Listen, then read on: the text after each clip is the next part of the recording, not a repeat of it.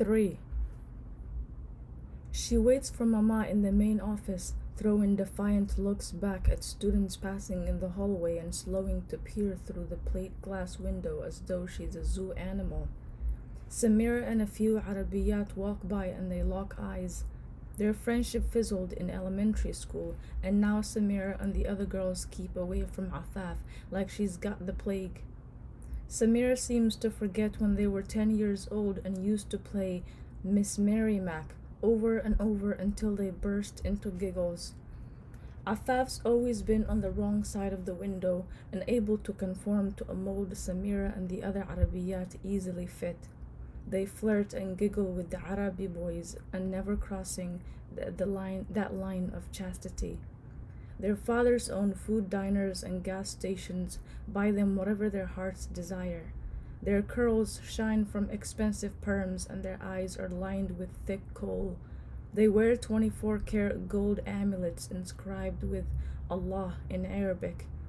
They are beautiful and spoiled, no different than most of the white girls at school except for their olive skin.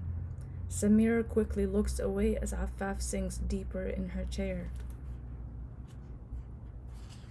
An hour later, Mama comes into the office, clutching her purse like she's in the wrong place, ready to turn on her heels until she spots Afaf.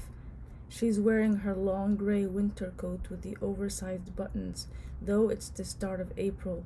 Her long hair is loose and stringy, her graying roots giving her a wild look. Her pink polka dot pajama pants peek out of rain boots. Afaf cringes, wishing she could have walked home herself. Two freshman boys waiting next to Afaf snicker. She glares at them, daring an insult.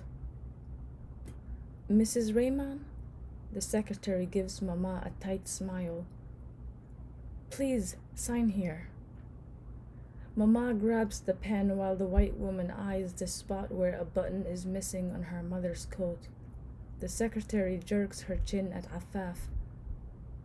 She can return to school on the 5th. Is there someone to pick up her homework? We can hold it here at the end of the day. Yes, her brother. Mama's voice is low, like the volume turned down on a radio, her words barely audible. What's his name?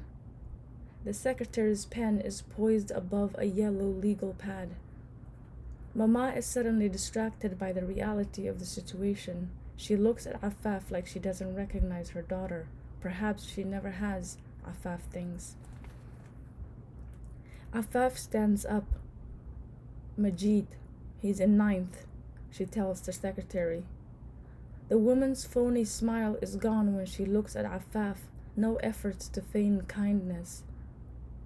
I hope he doesn't give you any trouble like this one. She points her pen at Afaf as she addresses Mama again. He's the perfect child, Afaf bites back. Every parent's dream. It isn't too far from the truth. Before the secretary can respond, Afaf is already out the door.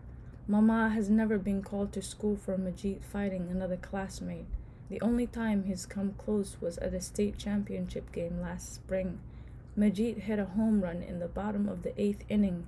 The pitcher on the other team had called out, "Look at the camel jockey go!" as Majid rounded the bases. They'd almost come to blows and the game had nearly been forfeited. Mama trails behind her in the hallway. Afaf is grateful 6th period has begun. There are only a few stragglers around, slurping from the water fountain, dragging their bodies to class. In the parking lot, Mama speaks to Afaf for the first time. You hit a girl, she says in Arabic. Her parents switch to this dangerous tongue when she's in trouble. Afaf slides on to the passenger seat of Baba's blue 79 Buick Riviera. The suede cushions are worn down, once a shiny silver blue, now dull gray. She can't recall a single new thing they've ever purchased, except for mattresses, even when they moved to new apartment buildings. Nearly every piece of furniture they own belonged to someone else first. holds some other family's story. Always a happier one, Afaf imagines. This had been their first car. Baba had bought it from his bandmate Amjad, and though it was used, it was new to them. The school bell rings, signaling the last period of the day. From outside, it sounds like an alarm, and Mama startles for a moment. Her green eyes dart around the parking lot and her fingers tremble as she unlocks her car door. Her skittish has grown worse since Nada disappeared. When the doorbell rings at the apartment or a car horn blares from the street, Mama jumps and wrings her hands. She won't answer the door if she's home alone. Afaf climbs onto the passenger seat. Mama throws her purse onto the back seat and turns the ignition. The engine rattles for a few seconds before catching and roaring to life. The first time Baba drove it home, Afaf and Majid squirmed in delight. He'd managed to persuade Mama to go for a ride, and they all climbed in, giddy with excitement, awed by the spacious interior. Afaf had breathed in the scent of coconuts from a deodorizer that hung from the rearview mirror. Now nothing can mask the stench of her father's cigarettes. Baba taught Mama to drive a few months after he bought the Buick. In this country, you give up your freedom if you do not drive, Baba had told her. He gave Afaf and her brother a stern nod, making sure they'd heard his wise words. Afaf remembers sitting in the back seat with Majid, perfectly quiet as her father gave Mama instructions. Mama would brake hard and their small bodies would jerk forward. The first time Afaf and her brother laughed, Baba turned around, narrowing his eyes at them. You do not laugh at someone who's trying, only at the fools who do not give themselves a chance. That shut them up for the rest of Mama's driver's education. Baba was a patient man. Every mistake Mama made, he responded with encouragement. That was a challenging turn. You will get it next time. Or, Muntaha, Azim, excellent parking. And your third time, no less. In the car, glass clings on the floor of the back seat when Mama turns out of the school parking lot. Empty liquor bottles roll against each other behind Afaf's seat. At first, it was a strange smell on Baba's breath when he squatted down to kiss Afaf after work, like cologne he patted on his cheeks on Eid, but sweeter. After Mama's breakdown, when Afaf and Majid stayed with Khalti Nasrin for 2 weeks, Baba came home and later and later. Afaf and Majid already asleep, knocking into an end table, stumbling down the hallway. Majid still slept on the sofa bed, though they'd carried Nada's old bed to every new apartment because her mother would never let a single thing go.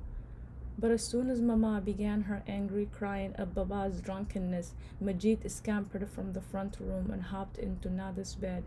Some nights, Baba plopped down next to Majid on the sofa bed and sobbed, holding her brother until he passed out.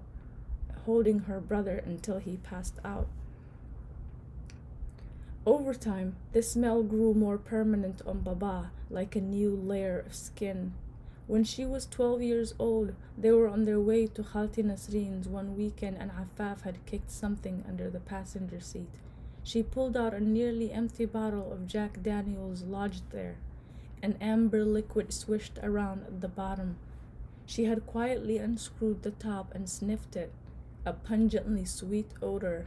She let Majid get a whiff too. He crinkled his nose. While Baba and Mama drove without speaking to each other, Majid snatched the bottle from Afaf and took a swig. He coughed violently. Mama craned her body over the seat. Khair! Khair! Baba parked on the shoulder of the road and got out. He pulled Majid out and rubbed her brother's back as he retched on the asphalt. Mama was at his side too, shaking Majid's arm.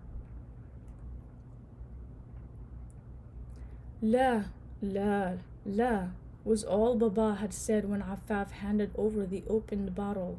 The remainder of the liquid had spilled on the floor mat and Afaf had watched the silver fibers absorb it. turning dark gray like the stains from melting snow cones or rain-muddied boots. It's not enough you're ruining your own health. You've got to ruin our children too. With your shurub, Mama had shouted.